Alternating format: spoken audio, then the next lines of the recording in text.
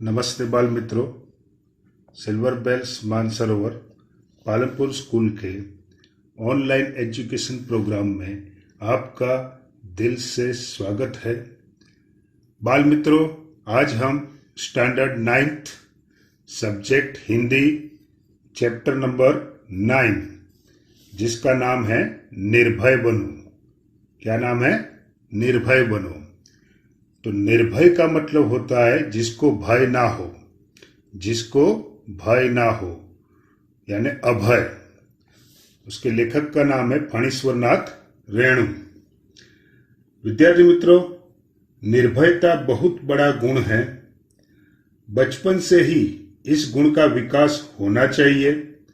लेखक के उपन्यास कितने चौराहे से लिए गए इस अंश के सभी पात्र नवयुवक हैं। उनमें निर्भयता दिखाई देती है। जो डरते हैं उन्हें निडर बनाने का प्रयत्न किया जाता है। तो प्रस्तुत लेसन में से आपको निडर बनना है, निर्भय बनना है। तो निर्भय, निडर बनना है, अभय बनना है। तुम्हारी लाइफ में निडरता आनी चाहिए। तो इस लेसन का मेन मैसेज यही है। तो लेसन स्टार्ट करते हैं। प्रस्तुत लेसन में जो मेन कैरेक्टर है उसका नाम है प्रियोदा। प्रियवत राय मैट्रिक में पढ़ता है। प्रियवत राय मतलब प्रियोदा। स्कूल के सभी लड़के और मास्टर उसको प्यार करते हैं। स्कूल ही नहीं, उसे छोटे से कस्बे में उसको प्रायः सभी ही जानते हैं। प्रायः मतलब ज्यादातर सभी लोग उसको जानते हैं। हर रविवार की सुबह बगल में झोली लटकाकर सन्यासी आश्रम के लिए मुठिया वसूलने निकलता है। तो मुठिया वसूलना मतलब एक मुट्ठी भर अनाज वसूलना। किसी अच्छे काम के लिए मुट्ठी या मुट्ठी भर अनाज लोगों से मांगना, उसको कहते हैं मुठिया वसूलना। कभी अकेला, कभी साथियों के साथ। स्कूल का कोई छात्र या शिक्षक बीमार पड़ा कि प्रियोदा अपनी टोली के साथ उसके घर पर हाजिर। जब तक रोगी भला चंगा न हो जाए उसका दल सेवा में जुटा रहता है। यानी प्रियोदा जो है, जिसका नाम है प्रियवत राय, तो ये जो प्रियोदा है उसकी एक टीम बनाई उसने। स्कूल में और छोटे से कस्बे में सब लोग उसको प्यार करते हैं। हर रविवार को वो मुठिया वसूलने निकलता है। मैंने कहा मुठिया मतलब किसी अच्छे काम के लिए मुट्ठी भर अनाज लोगों से मांगना। और अगर उसको पता चले कि कोई छात्र या शिक्षक बीमार पड़ा है तो प्रियोदा अपनी टोली के साथ उसके घर पर हाजिर रहता है। और जब तक रोगी भला चंगा न हो जाए उसका दल सेवा में जुटा रहता है, मतलब वो सेवा का कार्य करता है। रोबी और कालू प्रियोदा के दल में हैं। उसके मित्रों के नाम हैं रोबी और कालू। उन लोगों ने मनमोहन को भी अपना साथ प्रियोदा के दल में शामिल कर लिया। एक नया मित्र है जिसका नाम है मनमोहन, उसको भी अपनी टीम में शामिल कर दिया। हर शनिवार को परमान, ये परमान एक नदी का नाम है। परमान मतलब क्या? एक नदी का नाम। एक नदी का नाम। तो विद्यार्थी मित्रों, आपको याद रखना है परमान मतलब एक नदी का नाम। उस पार बालूचर। अब बालूचर का मतलब होता है नदी का रेतीला तट। जो नदी के किनारे आपने रेत वाला तट देखा होगा, बराबर, तो नदी का रेतीला तट उसको बालूचर कहते हैं। प्रियोदा के दल के सदस्य स्कूल की छुट्टी के बाद जमा होते हैं। खेलकूद, गाने बजाने के अलावा प्रियोदा दुनिया भर की खबर सुनाते हैं। रविवार का प्रोग्राम तय करते हैं। किस मोहल्ले में कौन जाएगा मुठिया वसूलने। यानी संडे का उनका प्रोग्राम फिक्स करते, वो प्लानिंग करते हैं कि संडे किस मोहल्ले में कौन जाएगा उसका प्लानिंग करते हैं। किस बीमार की सेवा करने कौन कौन जाएंगे। जो व्यक्ति बीमार है तो कौन कौन से व्यक्ति बीमार है उनका लिस्ट बनाते हैं, और किस बीमार की सेवा करने के लिए कौन कौन जाएंगे उनका भी वो प्लानिंग करते हैं। उस दिन मनमोहन का परिचय देते हुए कालू ने कहा था, प्रियोदा यह मोना मनमोहन। यह मनमोहन पूरा नाम है, उसको लाड से मोना कहते हैं। फिर से, ओरिजिनल नाम क्या है मनमोहन, लेकिन उसको लाड से क्या बोलते हैं मोना। खूब तेज लड़का है, क्लब का सदस्य होना चाहता है। मतलब जो हमारी टीम है, जो क्लब है, जो दल है, उसमें वो सदस्य बनना चाहता है।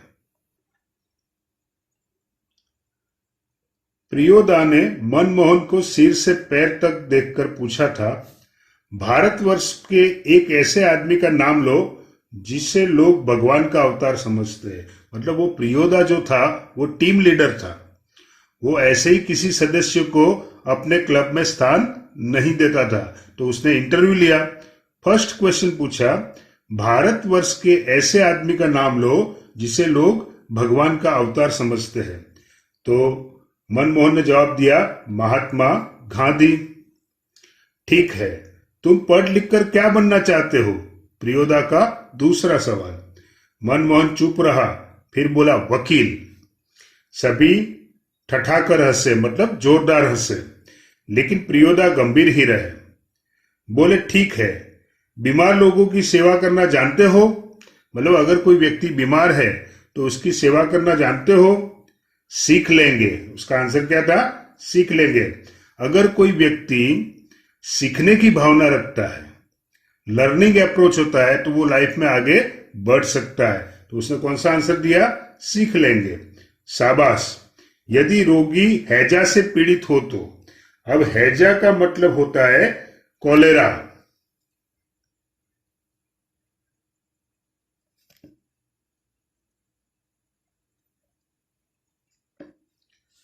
हैजा का मतलब होता है कॉलेरा।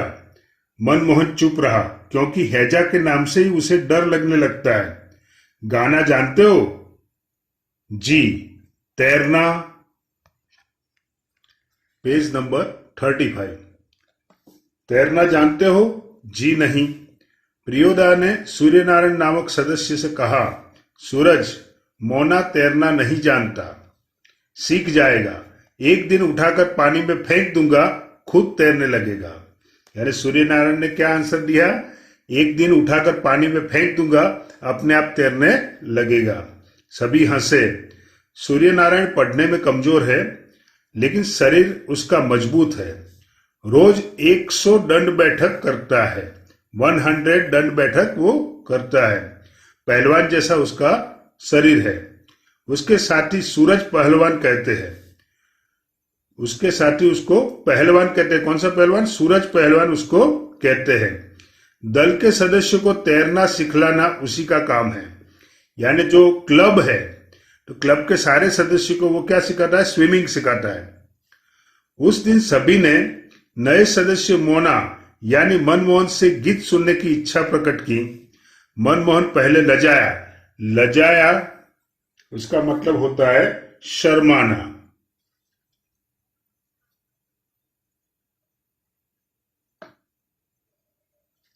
लजाया मतलब शर्माना।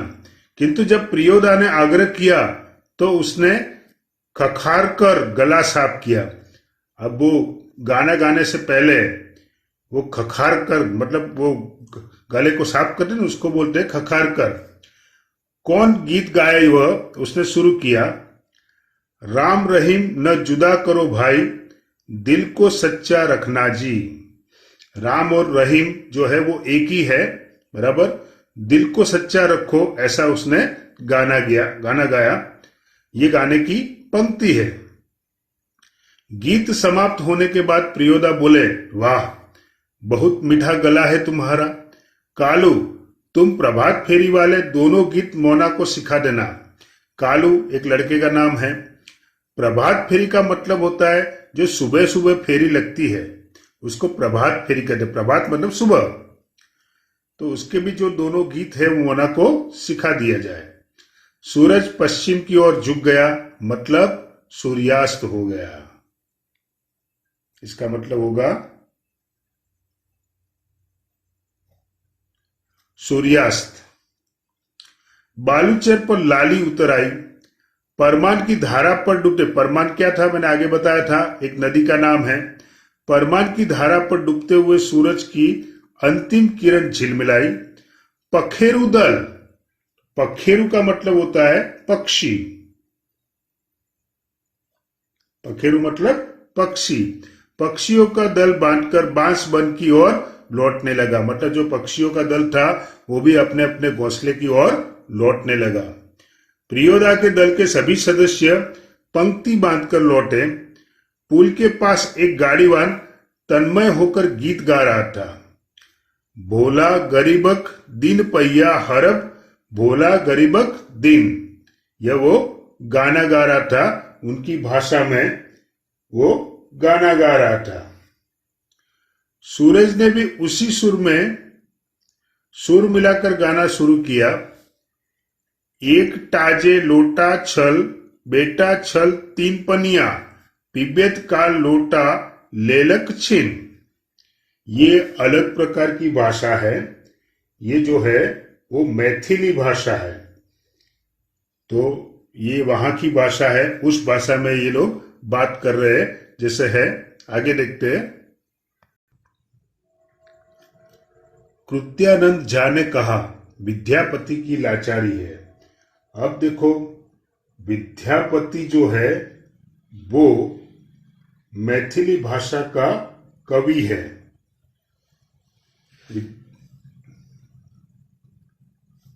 विद्यापति मैथिली भाषा का कवि।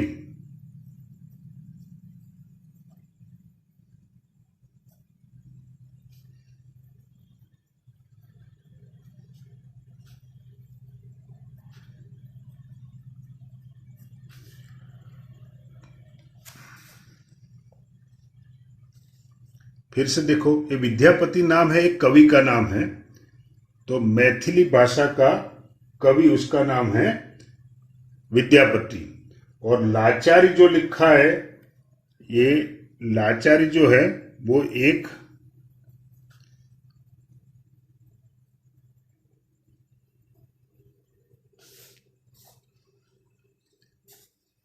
विद्यापति एक कवि का नाम है, मैथिली भाषा का कवि।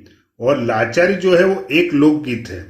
और आगे जो पंक्ति आई थी वो मैथिली भाषा की पंक्ति थी। इतना क्लियर हो गया? आई रिपीट, विद्यापति मैथिली भाषा का कवि है, उसका नाम विद्यापति है। और ये लाचारी, वैसे लाचारी का मतलब होता है मजबूरी, लेकिन यहां पर होगा लाचारी एक लोकगीत है, मैथिली भाषा का एक लोकगीत है, उसकी यह पंक्ति है।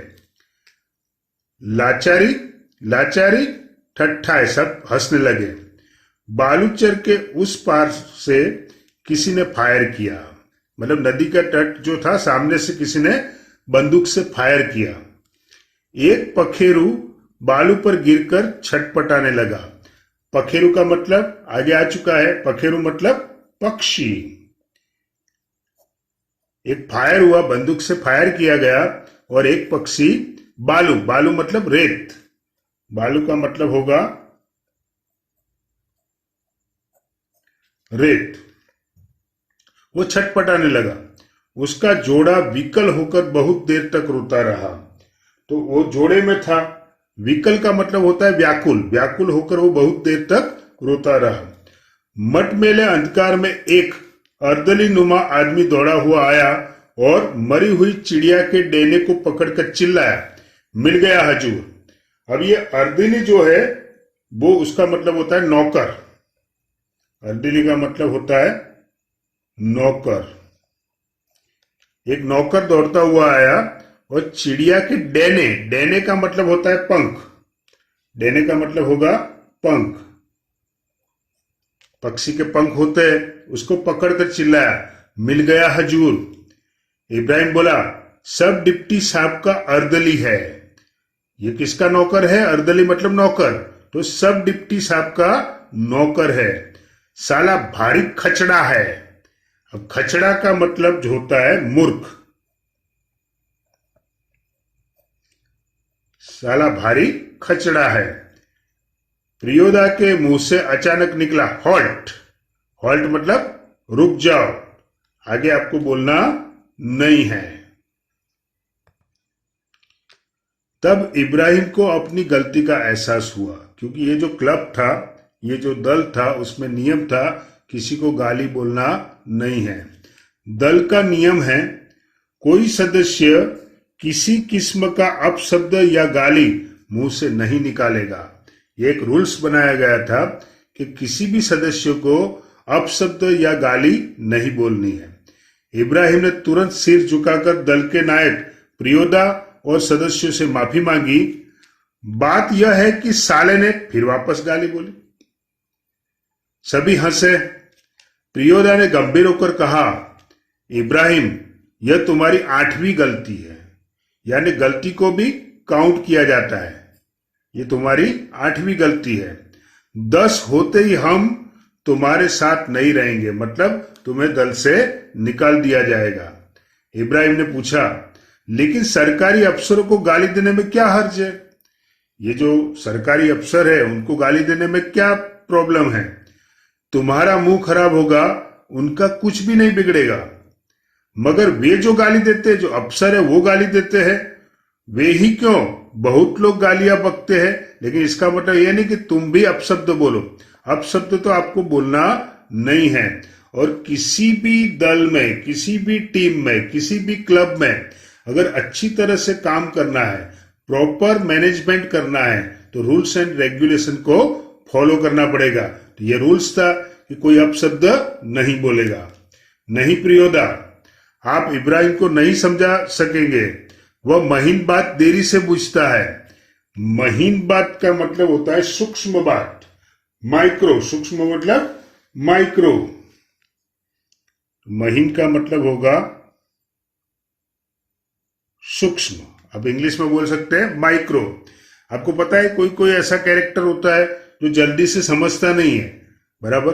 कोई ऐसा होता है जिनको फट से क्लिक हो जाता है। कुछ ऐसे स्टूडेंट भी होते हैं जिनको समझने में देर लगता है। तो महीन बात मतलब सूक्ष्म बात। सूक्ष्म बात, माइक्रो बात, वो जल्दी से समझता नहीं है। मैं समझा देता हूं। देखो इब्राहिम, यदि क्लब का मेंबर रहना है तो इसके रूल्स को मानना होगा। नियम है कि कोई सदस्य आपस में बातचीत के सिलसिले में भी कोई खराब शब्द नहीं बोलेगा। जानते हो ना? बस बात खत्म। सहुआइन धर्मशाला, ये सहुआइन धर्मशाला का नाम है, धर्मशाला का नाम है, के पास आकर सभी ने एक दूसरे से विदाई ली। कालू ने कहा, मोना, तू रास्ते में डरेगा, मैं जानता हूं, चल मैं पहुंचा दूं। मोना जो था वो अकेले जाने से डरता था। मोना का ओरिजिनल नाम क्या था? मनमोहन। Page number 36।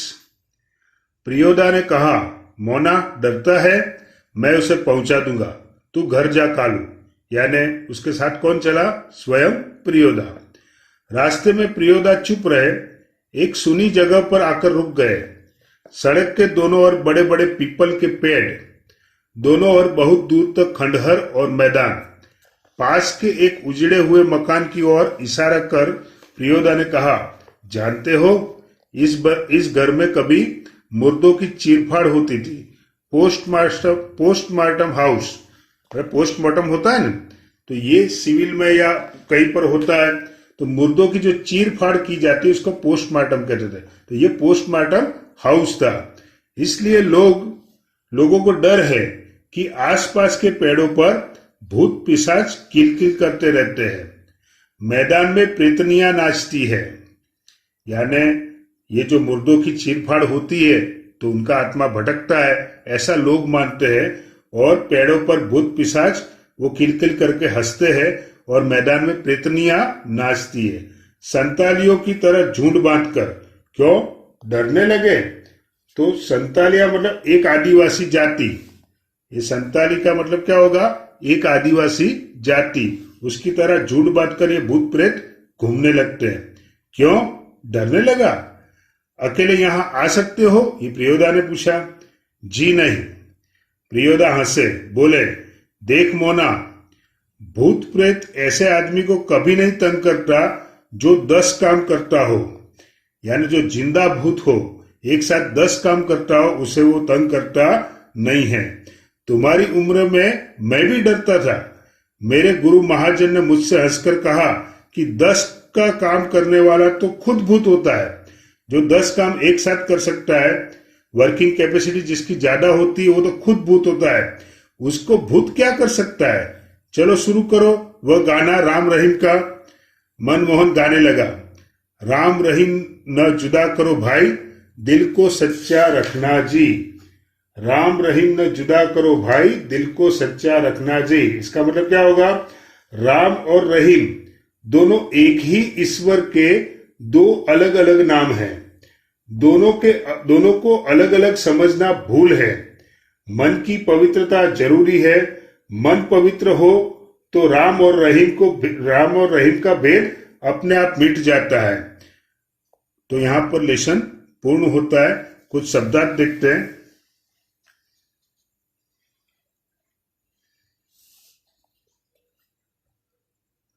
परमान एक नदी का नाम।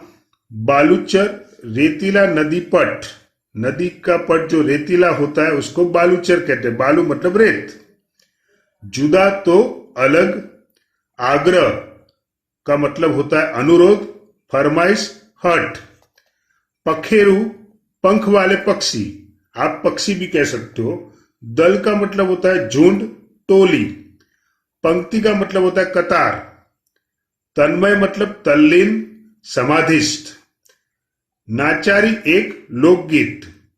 विकल का मतलब होता है व्याकुल। हॉल्ट तो रुको, स्टॉप। हर्ज तो नुकसान। रूल्स का मतलब होता है नियम। अपशब्द तो गाली, बुरा शब्द। संताल एक आदिवासी जाति। खचड़ा मतलब अडंगेबाज, मूर्ख। मुहावरे देखते हैं। मुठिया वसूलना, किसी नेक काम के लिए मुट्ठी भर अनाज की भीख मांगना। भला चंगा, इसका मतलब होता है स्वस्थ। सिर से पैर तक देखना, इसका मतलब है भली भांति देखना। महीन बात, इसका मतलब है सूक्ष्म बात। तो विद्यार्थी मित्रों, प्रस्तुत लेसन में आपको निर्भयता जो है उसके गुणों की बात की गई है। निर्भयता बहुत बड़ा गुण है। बचपन से ही इस गुण का विकास हम सब में होना चाहिए। ये लेखक के उपन्यास, लेखक का नाम क्या है? फणीश्वरनाथ रेणु। उपन्यास का नाम है कितने चौराहे में से लिया गया है। इस अंश के सभी पात्र नवयुवक है। उनमें निर्भयता दिखाई देती है। जो डरते हैं उन्हें निडर बनाने का प्रयास किया जाता है। इस पाठ का मेन जो पात्र है, कैरेक्टर है, उसका नाम प्रियोदा। प्रियोदा मतलब प्रियवत राय। यहाँ पर शनिवार को कार्यक्रम बनाते थे संडे के लिए कि क्या करना है, मुठिया वसूल करने के लिए कौन जाएगा, क्या करेगा। फिर मनमोहन को नया सदस्य बनाया, उसका इंटरव्यू लिया गया। सूर्य नारायण की बात की गई तो सूर्य नारायण जो था वो पहलवान था, शरीर से मजबूत था और साथ ही उसको क्या कहते थे? सूरज पहलवान कहते थे। मोना उर्फे मनमोहन को तैरना सिखाने की जिम्मेदारी उसने ली थी। उसने कहा उठाकर पानी में फेंक दूंगा तो खुद तैरने लगेगा। मनमोहन ने गीत सुनाया था। कौन सा गीत सुनाया था? राम रहीम न जुदा करो भाई, दिल को सच्चा रखना जी। यह गीत सुनाया था। सूर्यास्त होने आया था तब क्या हुआ था कि फायर हुआ था और फायर में एक चिड़िया वो छटपटाने लगी थी और उसका अर्दली मतलब वो अर्दली दौड़ता हुआ आया था और उसके लिए इब्राहिम ने ऐसा शब्द का इस्तेमाल किया, साला भारी खचड़ा है।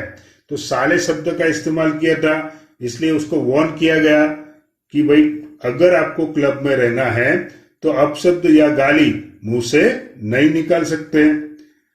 तो इब्राहिम ने कौन सा तर्क दिया था कि अफसर लोग गाली देते तो मैं क्यों गाली न दूं, तो कि वो उसका मुंह खराब करेंगे। हमें तो अपना रूल्स और रेगुलेशन का पालन करना है। मनमोहन का डर दूर करने के लिए क्या किया? सुने रास्ते पे गए और रास्ते में एक सुना खंडहर और उसका उजड़ा हुआ मकान मिला जो पहले पोस्टमार्टम हाउस था।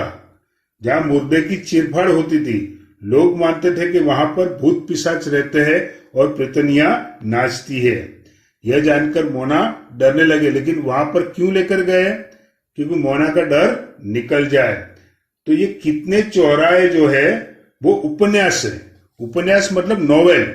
नॉवेल में से एक छोटा सा अंश इस पाठ में दिया गया है। अगर आपको यह उपन्यास मिले कितने चौराहे, तो पूरा उपन्यास आप पढ़ना। अब आपको क्या करना है, जो एक्सरसाइज दी हुई है वो एक्सरसाइज आपको अच्छी तरह से लिखनी है हिंदी की नोटबुक में।